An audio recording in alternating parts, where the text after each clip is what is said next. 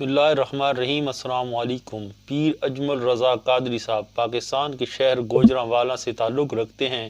ان کا آبائی گاؤں سلطان پورہ گکھڑ۔ وہ جامع مسجد رحمانیہ رضویہ میں بطور خطیب کام کر رہے ہیں۔ وہ ہندوستان کے سابق مفتی اعظم مفتی اختر رضا خان قادری بریلوی کے مذہبی شاگرد ہیں، جنہیں ازہری میاں بھی کہا جاتا ہے۔ قادری صاحب نے کتاب احیاء صدر العلماء لکھی، جس میں محدث بریلوی شیخ تحسین رضا خان کے طرز زندگی کو بھی بیان کیا گیا، جسے رضا اکیڈمی ممبئی نے شائع کیا۔ وہ عام طور پر اولیاء اللہ، صوفی سنتوں سے متعلقہ موضوعات پر بات کرتے رہتے ہیں۔ وہ مجدد امام احمد رضا خان قادری کے اشعار کی پیروی کرتے ہیں۔ پیر اجمل رضا قادری تحریک اصلاح معاشرہ کے بانی ہیں۔ آئیے ان کی ایک ویڈیو آپ کو دکھاتے ہیں۔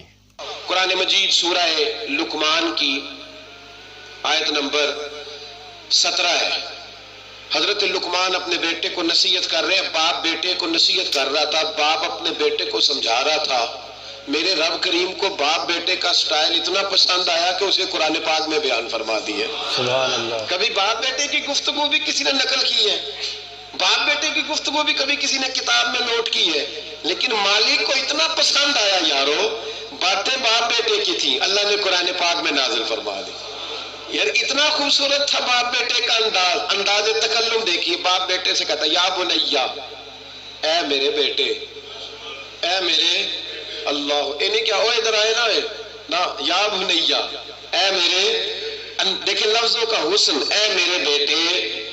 اپنے حق میں قائل نہیں کیا کہ میں بوڑھا ہو گیا ہوں، بڑی محنت کی، اب تو پیسے کمایا کر، مجھے دیا کر، تجھے نہیں پتا ماں باپ کی۔ ہم سارا دیہڑی یہی ڈیوٹی کرتے ہیں، سارا دن یہی کام ہے کہ میری قدر کر، باقی سب ٹھیک ہے۔ حضرت سیدنا لقمان اپنے بیٹے کو کیا کہتے ہیں؟ یا بنیا اقم الصلاۃ، اے میرے بیٹے نماز قائم کر، نماز قائم کر، نماز قائم کر۔ نماز قائم کرنے کا معنی یہ کہ ظاہری آداب کے ساتھ بھی پڑھ، باطنی آداب کے ساتھ بھی پڑھ۔ اور پھر حضرت لقمان بیٹے کو بٹھا کے آغوش محبت میں پیغام دیتے ہیں، کہتے ہیں نماز قائم کر۔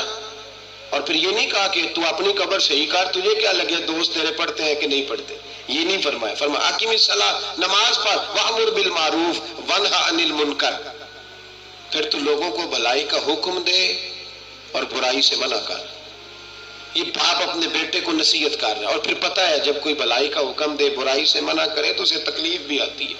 اور اپنے بیٹے کو کہنے لگے وَاصْبِرْ عَلَىٰ مَا أَصَابَكَ، اور اس رستے میں جب تیرے اوپر کوئی مصیبت آئے تو نے صبر بھی کرنا ہے۔ نیکی کا حکم دینے اور برائی سے منع کرنے کے رستے میں جب کوئی مصیبت آئے تو بیٹے تو نے اس پر صبر بھی کرنا۔ اور اب باپ اپنے بیٹے کو نصیحت کرتے ہیں، کہنے لگے بیٹے یہ تو ایسے ہی نہ سمجھا کہ نماز پڑھنا کوئی عام کام ہے، ایسے ہی نہ سمجھنا کہ لوگوں کو بھلائی کا حکم دینا کوئی عام کام ہے، یہ عام کام نہیں۔ اِنَّ ذَلِكَ مِنْ عَزْمِ الْأُمُورِ، فرمایا یہ بڑے حوصلے والے کام ہیں، بے شک یہ بڑے حوصلے والے، بڑے ہمت والے کام ہیں جو میں تمہیں بتا رہا ہوں۔ باپ اپنے بیٹے کو یہ نصیحت کر رہا ہے۔ ملا جامی نے اس کو لکھا ہے، ملا عبد الرحمن جامی کہتے ہیں سیدہ فاطمہ الزہرا کے پاس امام حسن اور حسین جب بھی جاتے تھے نا، بی بی صاحبہ یہ آیت پڑھ کے سناتی تھی، یہ آیت بی بی صاحبہ سناتی تھی کہ بیٹے نماز قائم رکھنی ہے، بھلائی کا حکم دینا ہے، برائی سے روکنا ہے، اور اس رستے میں جو مصیبت آئے گی اس پہ صبر۔ وَإِنَّ ذَلِكَ مِنْ عَزْمِ الْأُمُورِ، بیٹے یہ معمولی کام نہیں، یہ بڑے عزم والے کام ہیں، یہ بڑے حوصلے والے۔ ماں جب ان لفظوں میں تربیت کرے، ماں جب کہے، دیکھا نا میرے بھائی، ماں جب سچ کا درس دیتی ہے تو بچہ سچ ہی بولتا ہے۔ اور اگر اماں کہے کہ بیٹے میں بات کرنے لگی ہوں تیری دادی کو نہ پتا چلے، یہ پپی کے سامنے نہیں کرنی، بلکہ کئی دفعہ اماں کہے ابا ہے نا رات کو تو اس کو نہیں بتانا، اور پھر اماں ٹھیک 15 منٹ کے بعد کہ بیٹا ہمیشہ سچ ہی بولنا، تو سچ بولے گا۔ کیوں بولے؟ کیونکہ اس لیے کہ اماں نے اسے پہلے بتا دیا ہے کہ سچ یہ بات کرنی نہیں کسی سے، میں کر رہی ہوں پر تو نے کسی سے نہیں کرنی۔ تو آپ نے 3 لیکچر تو اس کو جھوٹ کے دے دیے، اب اگر آپ اسے کہیں سچ بول تو وہ بولے گا۔ آپ نے خود کہا کہ بیٹے یہ ٹیلی فون اٹھا، اس بندے کے پیسے دینے ہیں، اس فون سن، اس کو کہنا کہ میرے ابا جی فون گھر میں بھول گئے۔ پھر دروازے پہ دستک ہوئی، آپ اندر بیٹھے تھے، بچے سے کہا کہ جا کے باہر کہہ دو کہ ابا جی گھر میں موجود ہے۔ پھر آپ نے ٹھیک ہے 1 گھنٹے کے بعد اس کو سچ کا لیکچر دینا شروع کر دیا، بولے گا سچ؟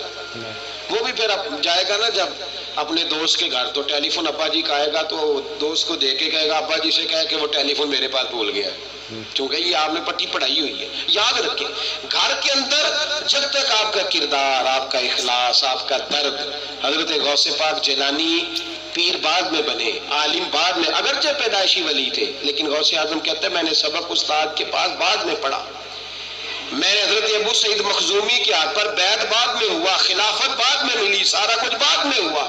پہلے دن جب گھر سے نکلا، ابا جی میرے وصال کر گئے تھے، کہتے ہیں میری ماں نے، سید زادی نے مجھے گود میں لیا اور میرا ماتھا چوم کے کہنے لگی عبد القادر ایک وعدہ میرے ساتھ کر، زندگی میں تیری زبان سے جھوٹ نہیں نکلنا چاہیے، تیری زبان سے جھوٹ ہے۔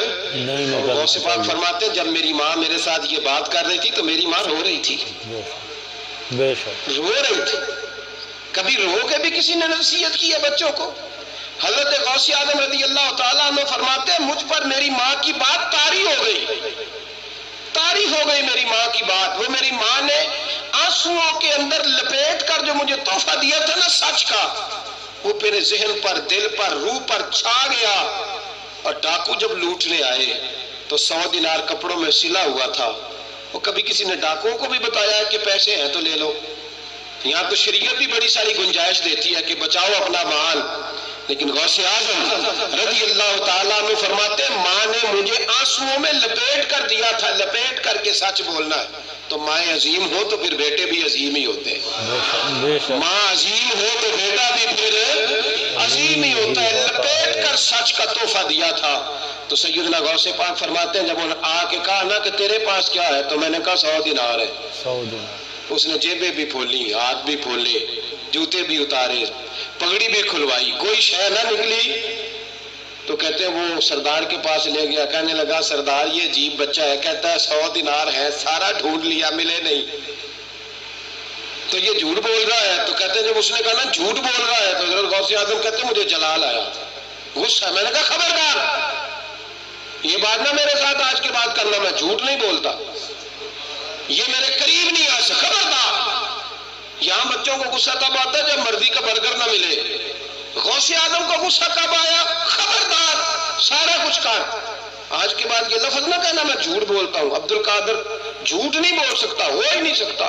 اس نے کہا پھر بتا پیسے کدھر ہیں؟ تو حضرت غوث اعظم نے بٹن کھولے اور الٹ کر کے کرتا کہنے لگے میری ماں نے سیے تھے،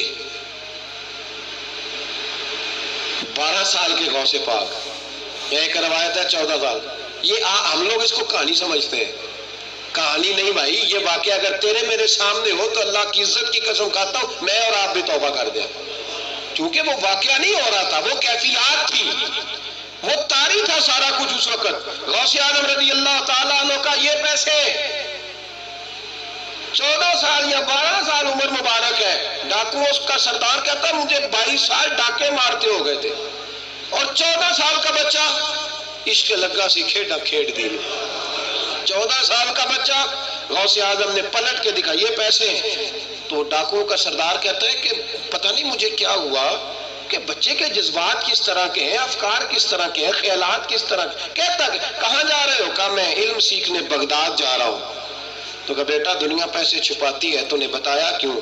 تو حضرت غوث اعظم نے پیسے اتار کے پھینک کے کہنے لگے پیسے تو رکھ، میں اس لیے بتا رہا ہوں کہ ماں سے وعدہ کر کے آیا ہوں کہ سچ بولوں گا، لے پیسے تجھے دے رہا ہوں۔ ڈاکوؤں کا سردار کہتا ہے بچے کی اتنی عمر نہیں، اتنے مجھے پاپ کرتے سال گزر گئے، پر اس بچے کا ماں سے کیا ہوا وعدہ مجھے بدل گیا۔ میں دوڑ کے پیچھے گیا، میں نے کہا عبد القادر مجھے بھی یار بغداد ہی لے چل۔ کہا وہاں کیا کرنا ہے؟ کہا جس استاد کے پاس تو آگے بیٹھ کے پڑھے گا میں اس کے پیچھے بیٹھ جایا کروں گا، چلو بڑھاپے میں بھی کو رٹا لگا کے قرآن و سنت سیکھ جاؤں گا۔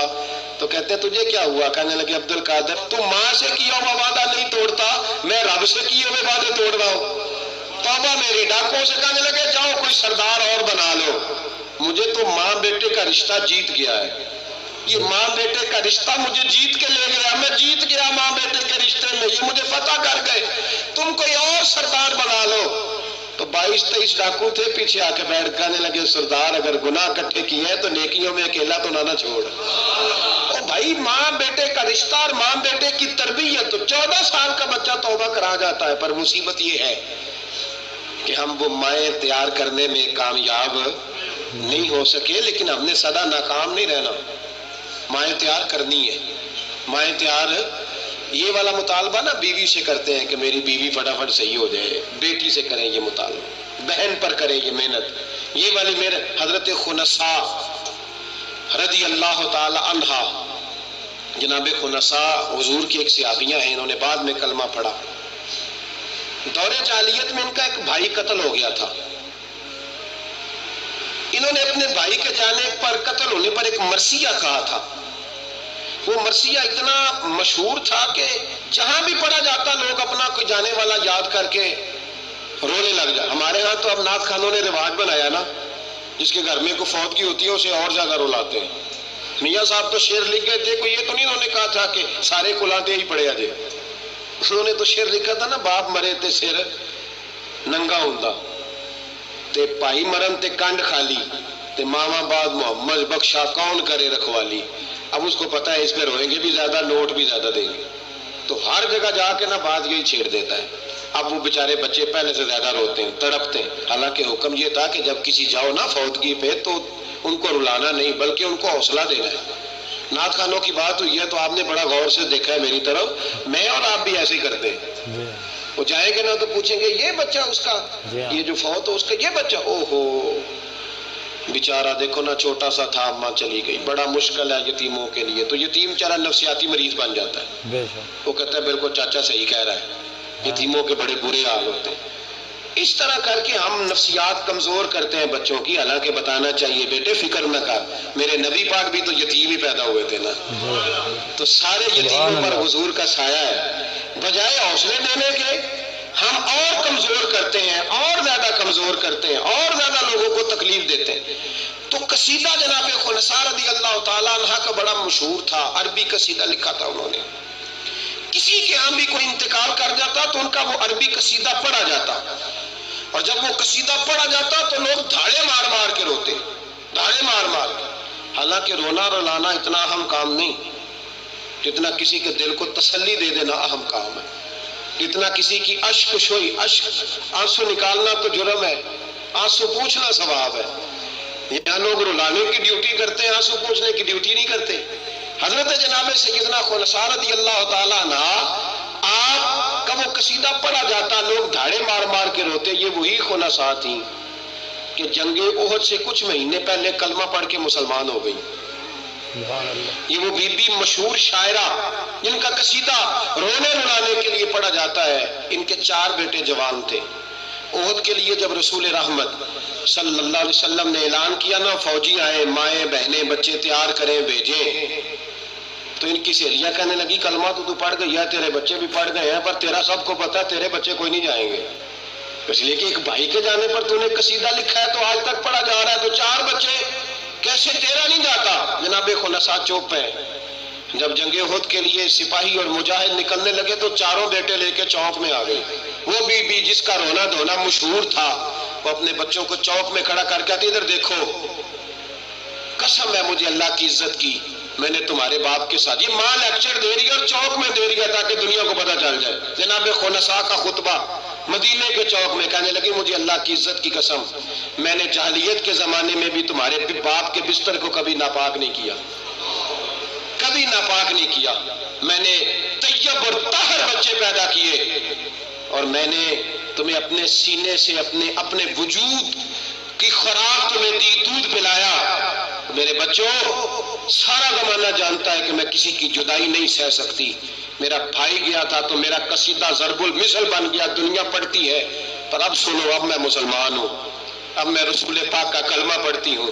یاد رکھنا، جب میدان میں تیر چلے نا اور تلواریں چمکے اور نیزے برسے تو سب سے پہلے زخم میرے بچوں کو آنے چاہیے۔ بچوں کی تربیت ماں کر رہی ہے، پہلا زخم تمہیں لگے، اور پھر کہنے لگی اگر میرا دودھ پیا نا تو پھر یاد رکھنا کوئی ایک تیر بھی تمہاری پشت پہ نہیں ہونا چاہیے۔ جتنے بھی کھانا سینے پہ کھا کے آنا. کوئی مجھے یہ نہ کہے تیرے بچے بھاگ گئے تھے اور پشت پہ انہوں نے تلواریں کھائی اور زخم کھائے اور لوگ خبردار سینے پہ تیر کھانا، خبردار جرأت کا مظاہرہ کرنا. یہ خطبہ دے کے جناب خنساء اندر چلی گئی. لوگ کہتے ہیں حیران رہ گئے. مزے کی بات یہ تھی پھر بھی بیویاں کہنے لگی خطبہ تو دے دیا ہے، دعا کرو اس کا کوئی بچہ شہید نہ ہو جائے. بڑے سخت قصیدے لکھتی ہے، شہید نہ ہو جائے دعا کرو. لیکن اللہ بڑا ہی بے نیاز ہے، ان کے چاروں بچے شہید ہو گئے. چاروں 18 زخم تھے بچوں کے پر تھے سارے سینے پہ. 18 گھاؤ تھے تلواروں کے پر سارے سینے پہ. میرے محبوب بہت سے واپس آئے. او بھائی 4 بیٹے جس ماں کے چلے گئے اس ماں کو تسلی کون دے؟ جناب خنساء آ کے کھڑی ہوئی تو صحابہ کہتے ہیں ہمارا خیال تھا کوئی درد والا شعر پڑے گی، رلا دے گی دنیا کو، لیکن میرے حبیب پاک نظر اٹھائی. کہا خنساء تجھے پتا ہوگا تیرے چاروں بیٹے شہید ہو گئے. کہنے لگی حضور یہی تو دکھ ہے. جب کہا نا یہی دکھ ہے تو کان کھڑے ہو گئے لوگوں. حضور یہی تو دکھ ہے، یہی تو پریشانی ہے. محبوب نے فرمایا کیا پریشانی ہے؟ کہنے لگی حضور یہی تو پریشانی ہے، میرے 4 تھے، دل کرتا ہے میرے 14 ہوتے. حضور یہی تو دکھ ہے، 4 تھے، دل کرتا ہے 400 ہوتا. 4 کروں تیرے نام پہ جان فدا، نہ بس ایک جان 2 جہاں فدا. سونیا میرا 2 جہاں سے بھی نہیں جی بھرا، میں کروں کیا کروڑوں جہاں نہیں. کہ حضور 4 تھے. اور پھر مسجد نبی آج بھی اس ماں کی جرت کی گواہ ہے کہ ماں پوچھنے لگی سونیا میں یہ نہیں پوچھنے آئی کہ میرا کوئی بچہ ہے کہ نہیں، یہ پوچھنے آئی ہوں کہ میرے بیٹوں نے کوئی پشت پہ زخم تو نہیں کھایا. حضور کوئی پشت پہ زخم تو نہیں کھایا میرے بچوں نے، کوئی پشت پہ زخم. تو رسول پاک نے فرمایا خنساء تیری جرت کو اللہ قبول فرمائے، تیرے بچوں نے جتنے بھی زخم کھائے ہیں سینوں پہ کھائے.